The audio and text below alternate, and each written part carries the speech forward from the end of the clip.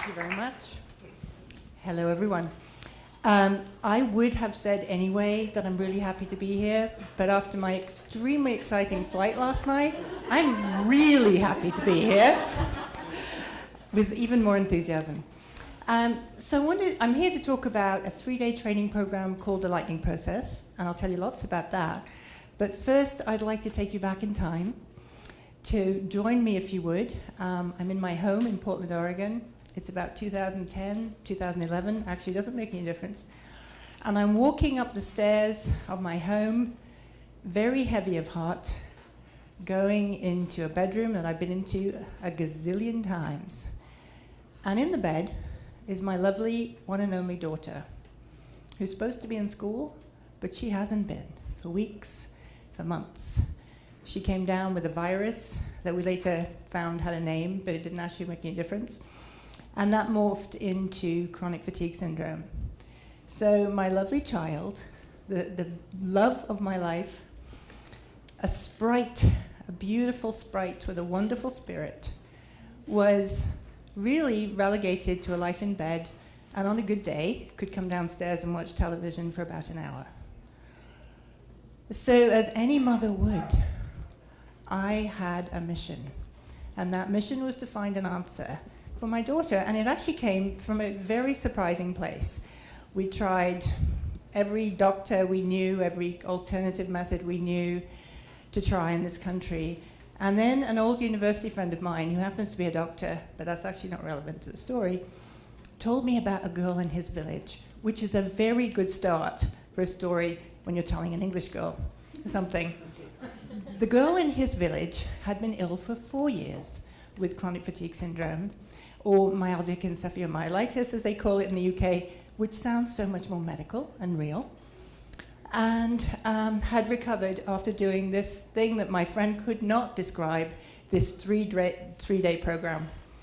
So naturally, I researched it, talked to the mother, found out more about it, found there was one practitioner in this country at that time.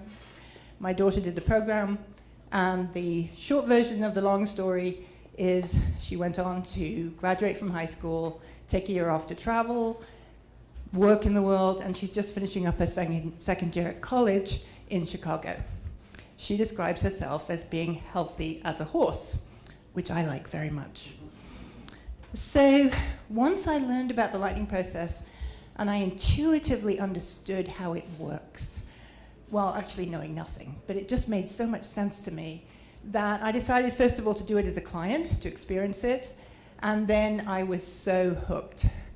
My career had, prior to that, been in communications and in end-of-life care, not as a trained clinician, but as somebody providing supportive spiritual care for the dying and their families.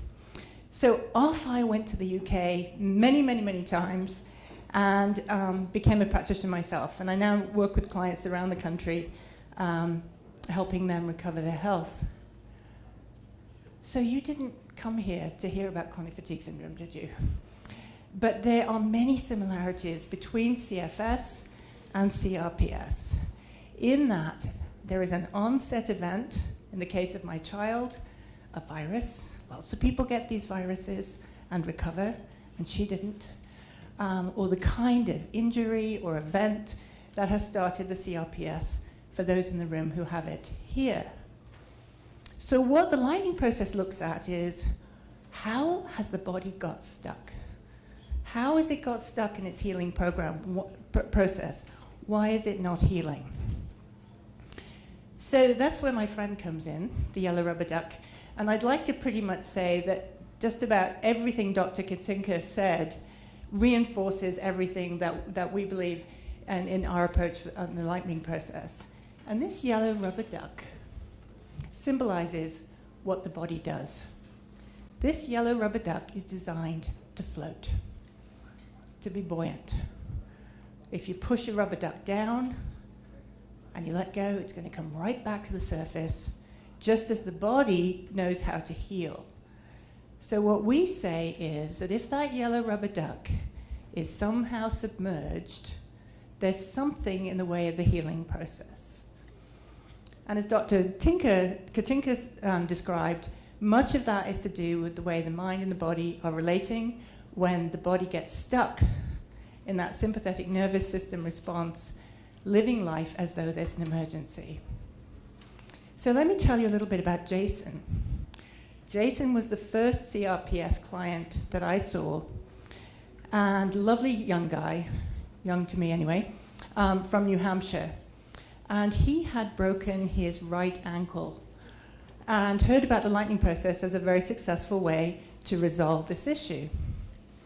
So I asked Jason if he had ever broken a bone before, hoping, honestly, that he'd broken one, because that would help me make my case, that his body actually knew how to recover from a broken bone, but something was in the way of this one.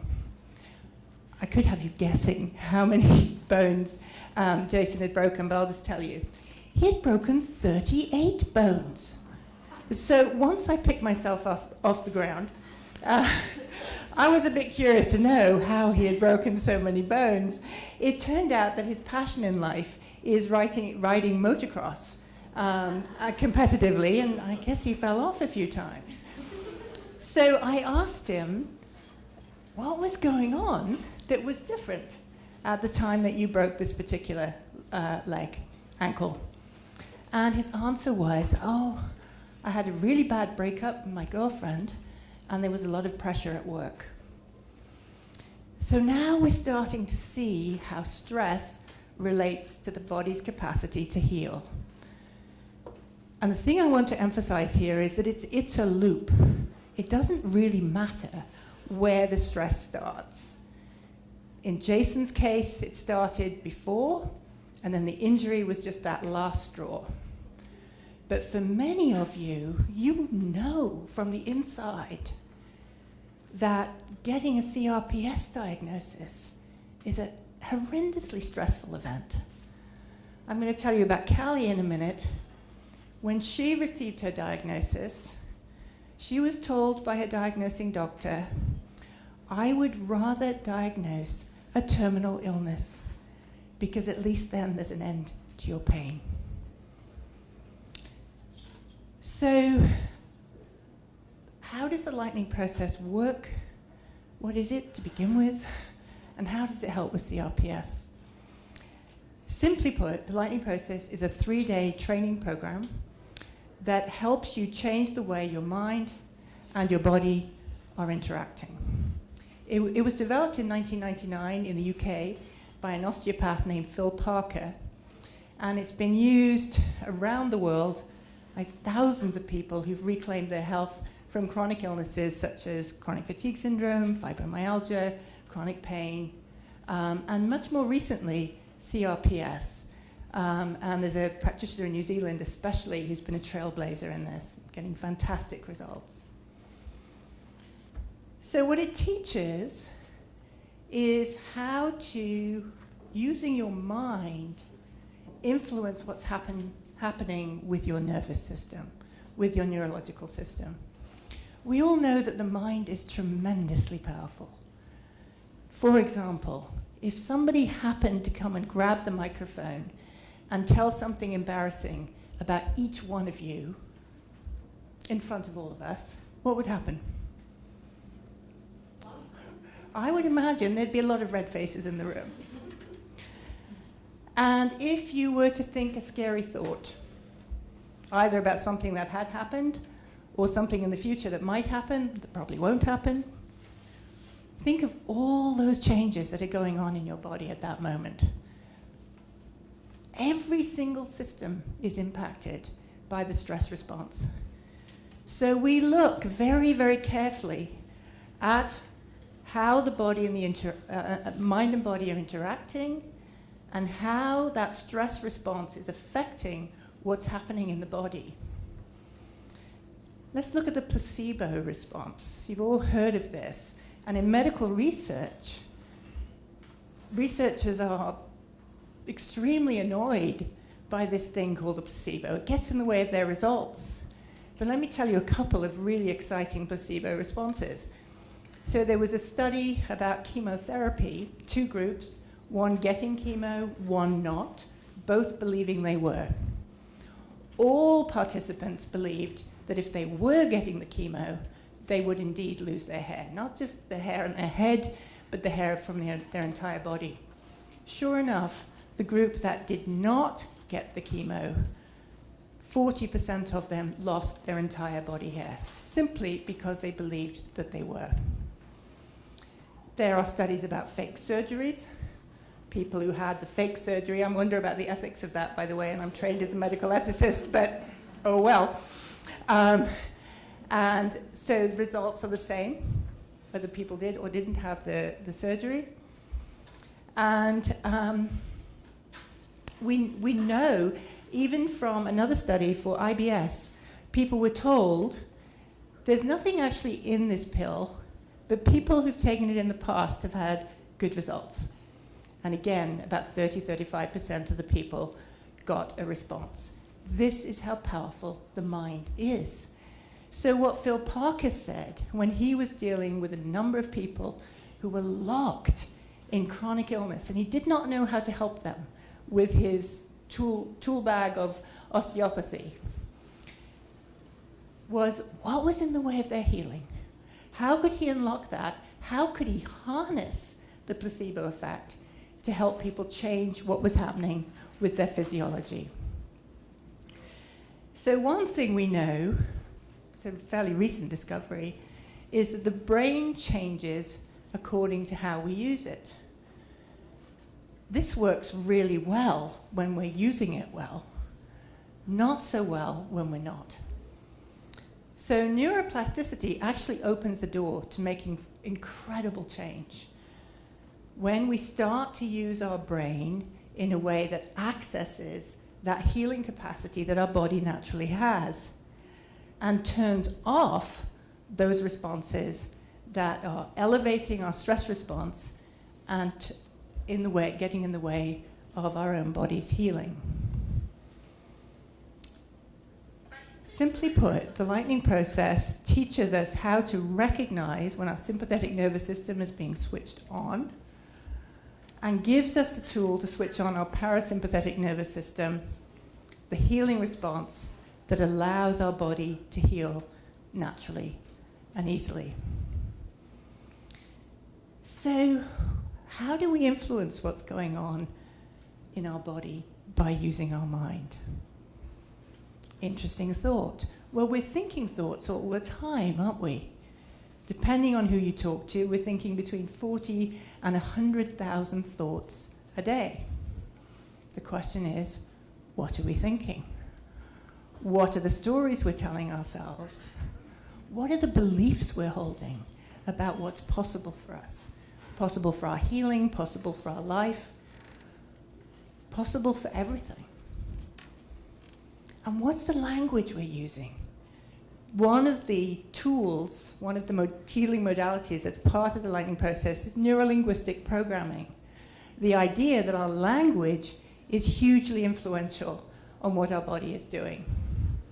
So for example, we don't use that P word very often, the pain word, because the way we see it, the brain, when asked about pain, will look for it.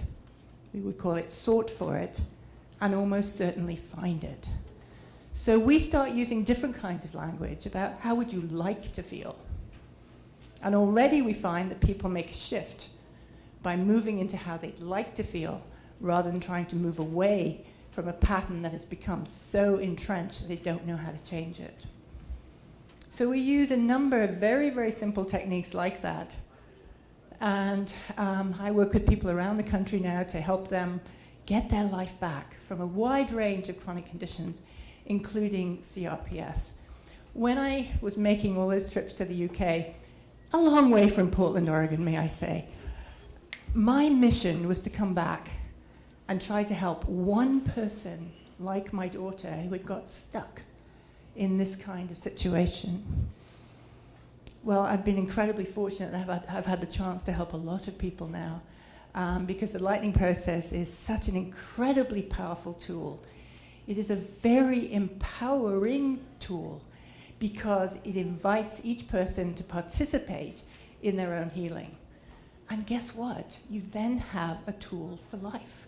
You can use it on this issue, on your CRPS, but you can use it on anything. It's not for everybody, though, and I think it's important to say that. It requires, first of all, a belief system that's in alignment with the lightning process principles, an understanding that the mind and body really are connected, even though our healthcare system often seems to suggest otherwise. And it also requires a commitment to being willing to use the tool as and when you need to. In a sense, you become your own practitioner 24/7 when you start to recognize, oops, I'm going into that response now, either because your body is telling you or because you can sense it. And then you use the tool. It takes a minute or two at the most. And you use it as much as you need to retrain your brain, accessing the brain's capacity to change what goes on in your body. So let's go back to Jason now. Jason came to do the lightning process in the fall of 2014, and he could barely walk when he arrived and was clearly in a lot of pain. I used the word there. He was very uncomfortable. By the second day, he, with another young lady who was doing the training, and I honestly thought they might be becoming quite romantically interested in each other, went to the beach, and he walked with no shoes on, and was jumping over the tide pools. And soon he was on the treadmill, working out. He was a very fit guy, or would have liked to have been a very fit guy. Back on the treadmill, and has been completely able to get back into every aspect of his life, career-wise, everywise. And I talked with Jason a couple of weeks ago and asked him to write his story for this gathering, because I know there's nothing more powerful than hearing somebody's story. And it's out there on the table if you'd like to read it. But one thing that he gave me as an update is that he is now back on his bike, and that was a big mental threshold, because the idea of falling off again clearly was a bit of a barrier. But he said, nope, I am so well now, if I fall off again, I'll just bounce right back up, just like our friend here. So Callie did the lightning process, I think in 2015, and her issue was a shoulder. She had been a competitive swimmer in college and had a couple of surgeries that then developed CRPS. She could barely move her arm. It had started to spread into her neck, and she'd had to take a leave from college. She did the lightning process and got fairly immediate change. And I think it was about 2 months after she did the training, there's a photograph of her, which is out on the table in her story, where she is water skiing using her right arm, which is, I think, a real testament to her recovery. And I spoke with her last week as well, asking her to write her story, so I can tell you that they have both absolutely maintained the recovery that they had. So it takes beliefs in alignment with the training, the lightning process. It takes a lot of commitment, especially at the beginning, because you are literally retraining your brain out of some habits and patterns that it may have been doing for a very long time, unconsciously. And it's very, very important that I let you know, this is not for a minute suggesting that CRPS is all in the mind. So I hope very much that not one single person takes that away. It's simply saying that the mind is involved, because the mind and the body are so powerfully linked. So many other people have spoken about the fact there are no side effects to what they've been talking about. And I used to say that about the lightning process. Well, there are no side effects. And in a sense, that's true. But if I'm completely honest, I have to report, yes, there are. There are some real side effects. You have a calmer, easier, more relaxed life. There's more joy in your life. And you have this tool that you can use for pretty much anything that comes along that can transform a life, putting you in the driving seat in a way that you have never felt before. So that's the bonus. And many people who come to the lightning process are very, very understandably very focused on their one issue, whatever it may be. But what they find is once they've resolved that, they have a tool to help life become easier, calmer, and more joyful. Any questions?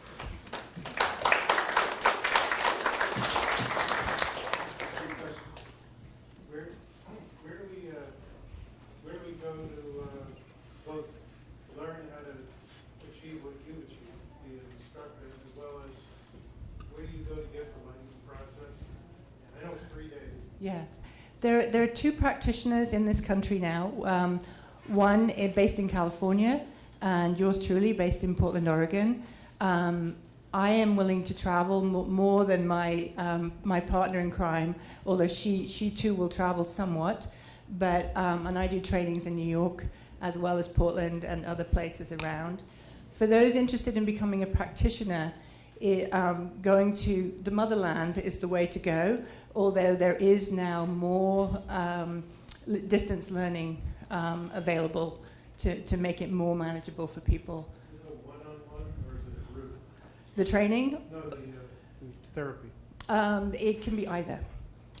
And there's sort of pros and cons to both. The groups are great because what you get to see is other people's patterns that are so much easier to notice than your own, and you get that mutual support. The one-on-one means that you have a practitioner who is completely focused on what you need to change, the patterns you need to change, and how you need to use the tool to get your body to calm down so it can recover. Yeah. Yeah. About how long and about how much is the training? Well, it's 3 days, and not complete days, more sort of 2/3-ish days. And then I also offer, as I think does my colleague, 5 one-hour sessions of follow-up that can be done by Skype if somebody's come from far away. I'm sorry, I meant Yeah. to become a practitioner. Oh, to become a practitioner. Honestly, how long does it take? It's about 1.5 years of very intense training. And as I said, I think there are fewer trips to the UK needed now. But it's tremendously life-changing to learn the skills of how to help others make these changes. Yeah. And I don't know how much it costs to train to be a practitioner at the moment. Hello. Hi. I know with looking at the lightning process, one of the things I've seen is that the practitioner in New Zealand has a lot of success with children, like especially young children. They can like snap out of their CRPS really quickly. Yeah. So I guess, who would you recommend it for? Like, is it mostly for kids, mostly for teenagers, mostly for adults? Like, what would your recommendation be there? Yeah, that's a really good question. And I was actually just talking to that practitioner recently, and we were having this conversation. And for the children who she's worked with, I have not worked with children the way she has. She can change the whole CRPS pattern in less than an hour using neuro-linguistic programming. And she's very skilled and has had a fair amount of practice now with this condition. We both agree that many people really would benefit from doing the entire lightning process training, because most of us have trauma, have stress patterns, have things in our life that start to get woven in to this condition. So learning how to manage all of those will be essential to maintaining the recovery. Otherwise, it's a little bit like you have a full bucket, and after a while the old patterns get going and the bucket will start to empty. You have to keep filling it up again. This tool allows you to maintain your full bucket of health and well-being, because you start to notice when you need to use it. You get very skilled at noticing, oops, I'm doing that thing again, and using this brilliantly designed tool to help everything calm down.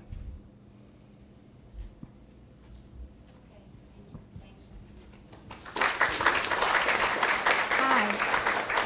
So, we're good, I think. Oh, yeah, but wait, before we do that, I do want to ask you if you could please fill out the evaluations that are on the table. It really helps us. Write down your comments. I want to thank you again for coming. We're not done yet. All our experts are here. If you always are thinking what to ask. You have Dr. Glasser, you have Katinka, and you have Abbott here and Brian and Amanda. So if there's anything you want to ask it now. I'm not putting them in a panel. They're all around the room. They're here. They've traveled to get here. Is there anything, anyone, how silly it is, how simple it is, how you think you shouldn't ask it, wants to ask it? They're all here. You have a question. Who do you want to ask? Okay, Amanda. I'm just wondering if you've seen any kind of difference in how people do like one-on-one with you versus in a group. I know you said that it can be helpful to see other patterns, but like as far as statistically, does it matter? I don't think so. I think we've heard from every speaker really that the truth that everyone's different. So I couldn't really make a definitive statement about which is best. I think the biggest piece is which would somebody feel the most comfortable with a group of fellow travelers or on their own. And that's a big determinant. But other than that, I would say it's swings and roundabouts, and they're both pretty exciting. Is there a waiting list to get on? How quickly can somebody get treatment if you sign up? It depends. One of the things you mean to come and do it, yes. And actually, thank you so much for saying that, because that's one of the things I forgot to say. It's not a treatment, and it's not a therapy, and that's a really important distinction. It's a training. So each of you learns a tool that you then have available to you whenever you need it, which is part of the reason why this is so effective. But it also requires a sense of active engagement and sense of empowerment to step into that role. And that's one of the reasons why it's not for everyone.